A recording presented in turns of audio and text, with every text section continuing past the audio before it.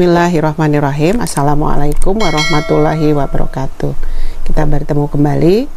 Pada video kita kali ini kita akan membahas hubungan antara geometri molekul dengan hibridisasi dan domain elektron.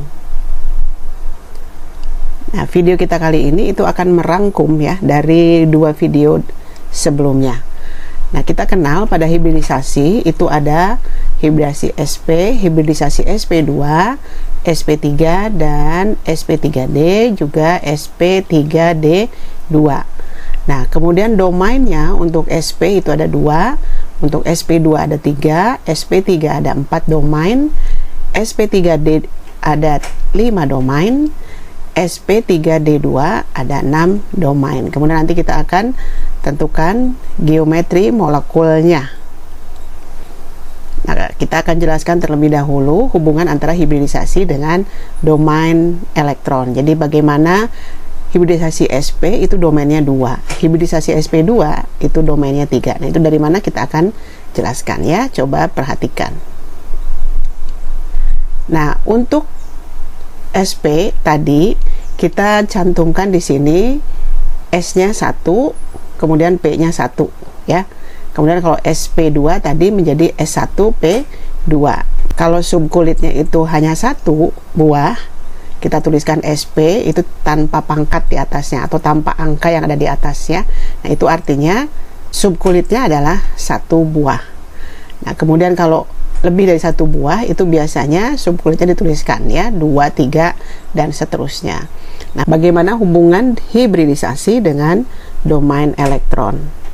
Kita mulai dengan SP atau S1P1 dan biasanya angka 1 ini tidak dituliskan. Ini hanya untuk memperlihatkan bagaimana hibridisasi itu diubah menjadi domain elektron ya. Nah, kita lihat bahwa 2 itu berasal dari subkulit S dan subkulit P yang terdiri dari 1 buah masing-masing ya. Jadi 1 tambah 1 maka domainnya jadi 2 seperti tadi ya. Nah, kemudian untuk hibridisasi SP dengan 2 domain elektron, kalau PEI-nya 2, PEI masih ingat ya, pasangan elektron ikatnya terdiri dari 2 buah, tentunya PEB-nya adalah 0. Maka itu geometri molekulnya merupakan linier ya, garis lurus gitu.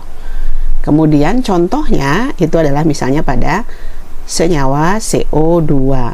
C sebagai atom pusat, ini ada di tengah, kemudian oksigennya di kiri dan kanan yang berwarna putih ya. Nah, ini adalah geometri molekul dari CO2 atau bentuk molekul dari CO2. Nah, berikutnya contoh yang kedua yaitu SP2 atau S1P-nya 2. Maka domain 3-nya itu berasal dari 1 subkulit S ditambah 2 subkulit P. Jadi domain elektronnya ada 3.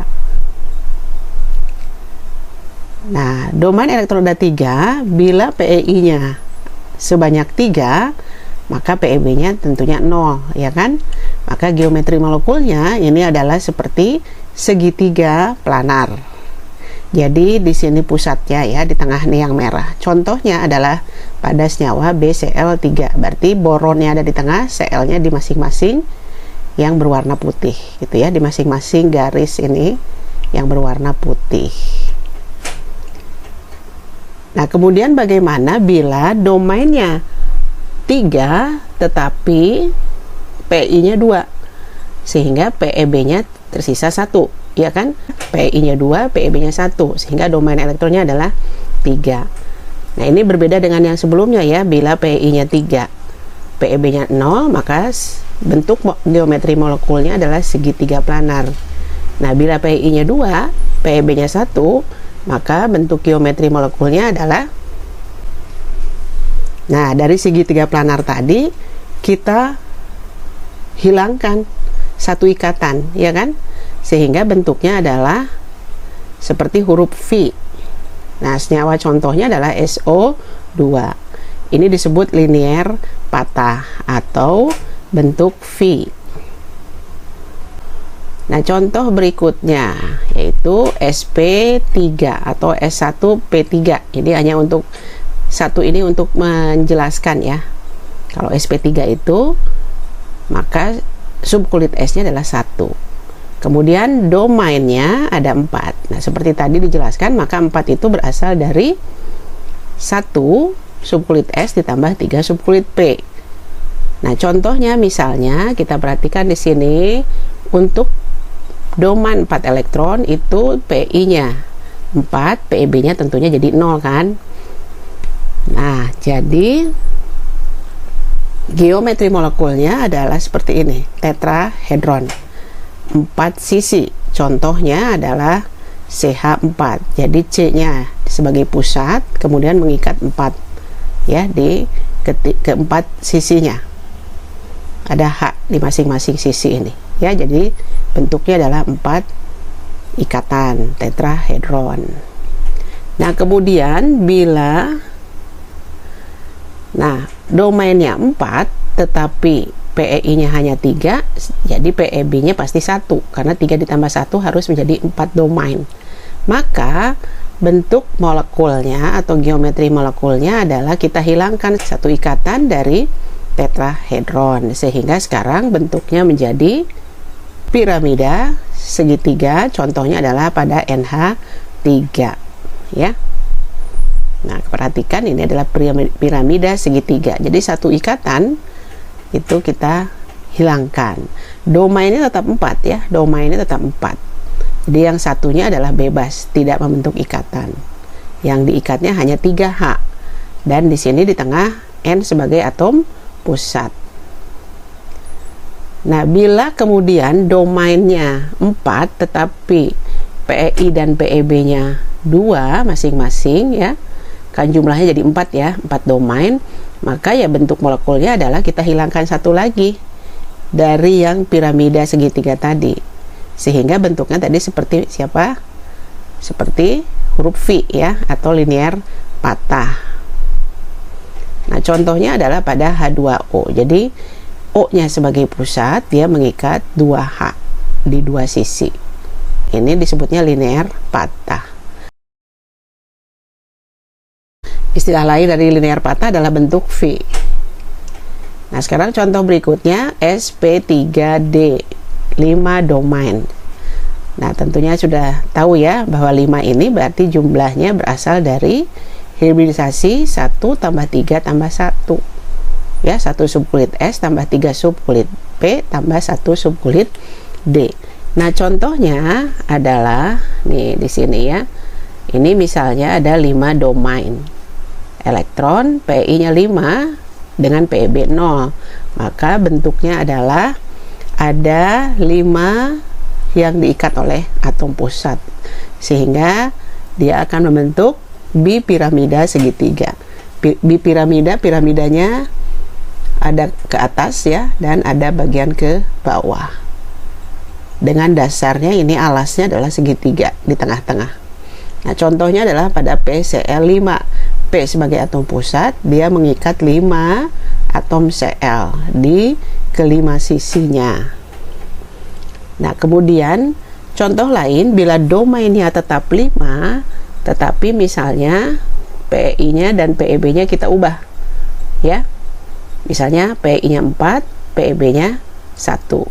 Sehingga dari bentuk bipiramida tadi kita hilangkan satu bagian, ya kan? Satu bagian yang ke kiri nih tadi kan. Nah, kemudian kita lihat kalau kita putar, maka ini seperti jungkit atau seesaw geometri molekulnya. Contohnya adalah pada SF4. S sebagai atom pusat, kemudian di keempat sisi dia mengikat 4 atom F.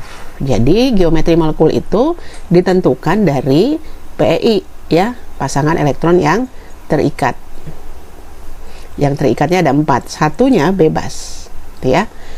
Nah, kalau misalnya contohnya adalah PEI domainnya masih 5, PEI-nya 3, PEB-nya 2, maka kita hilangkan ya kan, dari jungkat-jungkit itu tadi satu ikatan sehingga bentuknya seperti huruf T ya.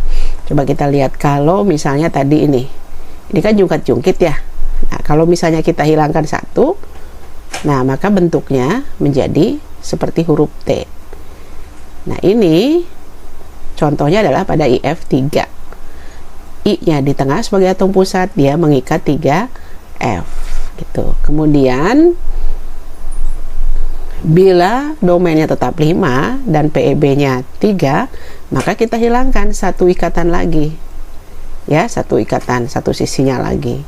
Maka bentuknya menjadi linier. Contohnya ini adalah pada senyawa XeF2.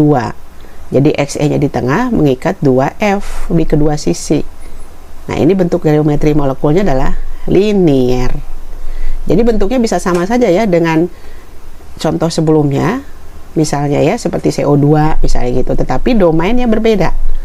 Ya, domainnya berbeda, tapi bentuk geometrinya bisa sama. Jadi ingat hibridisasinya ya. Yang terakhir adalah sp3d2, domainnya 6. Kita lihat di sini. Nah, 6 itu tentunya masih ingat ya, itu akan berasal dari jumlah dari subkulit ya yang terlibat dalam hibridisasi, yaitu 1s, 3p dan 2d, sehingga dijumlahkan jadi 6. Contohnya ini adalah misalnya ya. Nah, ini dengan PEI 6, PEB-nya 0, maka bentuknya adalah oktahedron atau bipiramida segi 4, alasnya segi 4. Contohnya senyawanya adalah SF6. S-nya sebagai atom pusat di tengah, kemudian mengikat 6 ya. Di sini kita lihat ada 6 yang diikat ya. 1 2 3 4 5 6, alasnya segi 4, atas 1, bawah 1. Itu oktahedron. Kemudian domain 6 itu juga bisa berubah ya menjadi PEI-nya 5, PEB-nya 1, sehingga satu ikatan yang di bawah dari bentuk oktahedron tadi kita hilangkan, sehingga sekarang bentuknya menjadi piramida segi 4. Contohnya yaitu pada senyawa IF5. I sebagai atom pusat dan mengikat 5F ya, 5F dengan domain 6. Ini berbeda dengan domain 5 ya, yang sama-sama mengikat 5 ikatan yang membentuk bipiramida segi 3. Tapi kalau domain 6 dengan 5 ikatan itu bentuknya adalah piramida segi 4. Nah, sekarang bila PEI-nya ada 4, PEB-nya 2 ya, tapi domainnya tetap jumlahnya 6, maka kita hilangkan kedua sisi ikatan, yaitu ke atas dan ke bawah, sehingga bentuknya adalah menjadi tinggal alasnya segi 4 ya kan. Contohnya adalah pada XeF4. Nah, ini adalah ringkasannya kita buat ya. Ketika hibridisasinya sp, domainnya 2, maka geometri molekulnya adalah linier ya. Ini yang kita buat ringkasan adalah bila seluruhnya terikat, tidak ada yang bebas ya. Kemudian kalau sp2 domain elektronnya 3, 1 ditambah 2 kan, maka geometri molekulnya adalah segi 3. Ketika sp3 domainnya 4, PEI-nya 4, PEB-nya 0, maka bentuknya adalah tetrahedron. Kemudian untuk sp3d dengan domain elektron 5, geometri molekulnya adalah bipiramida dengan alas segi 3 di tengah ya kan. Kemudian yang terakhir sp3d2, domain elektronnya 6 ya, 3 ditambah 1 tambah 2, maka geometri molekulnya adalah oktahedron atau bipiramida segi 4 dengan alas segi 4 di tengah. Nah, kesimpulan dari geometri molekul ini itu adalah bila memiliki PEI sesuai dengan jumlah domain elektron gitu ya. Nah, bila ada PEB, maka kita tinggal hilangkan satu ikatan pada bentuk geometri molekul awalnya. Semoga penjelasan ini membantu untuk lebih memahami cara menentukan geometri molekul menggunakan domain elektron dan hibridisasi. Terima kasih, sampai berjumpa kembali pada pembahasan materi kimia berikutnya. Semoga bermanfaat. Assalamualaikum warahmatullahi wabarakatuh.